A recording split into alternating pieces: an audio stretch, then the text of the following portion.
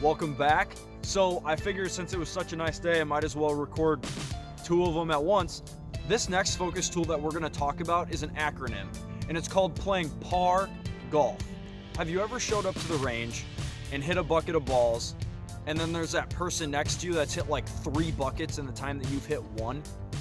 They go through a whole bucket in less than 5 minutes, 10 minutes. Maybe that's you. Either way, what we're gonna do today is we're gonna talk about a different way to practice. Par golf is a practice tool that you don't even need to use on the range.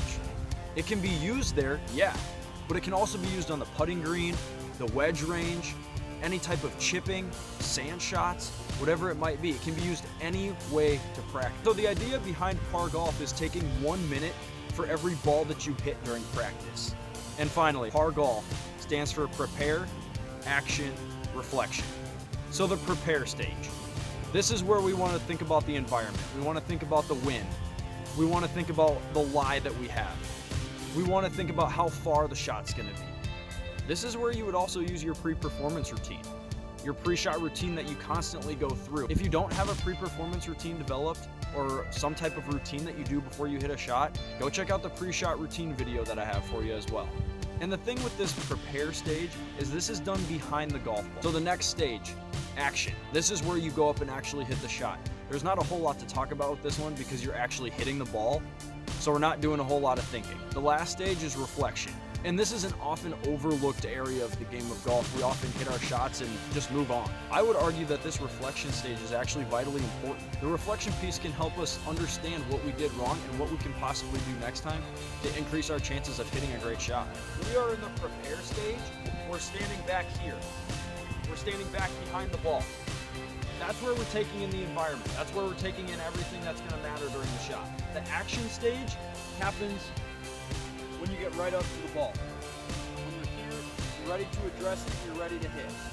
And the action stage actually happens when you hit it. The reflection piece is back behind the ball, where you help yourself determine if it went well, if it didn't go well, and what you can possibly do next time. So let's break this down into the 1 minute earlier that I talked about. So if we're going to use prepare, action, and reflection for 1 full minute for 1 shot, so take a step back, take in everything that's going on around you, take in the environment, take in the wind speed, the distance of the shot, and whatever other factors you deem as important.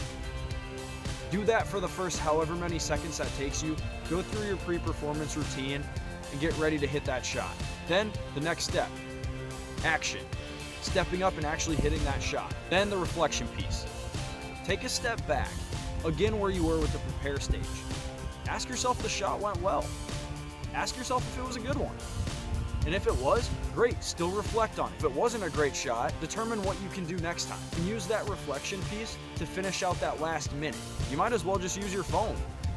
Set it down next to you, click the stopwatch, and let it run. And see how long it takes you to go through that full minute. And if it's a little bit shorter, take a little bit longer to go ahead and reflect on the shot. Or maybe you need a little bit longer for the prepare stage. So the point of par golf and this new way to practice on the range, on the putting green, in the sand trap, whatever it is it's to help us practice intentionally. You can take that from the range onto the golf course. So developing your mental edge isn't only for the golf course, it's also on the practice tee as well.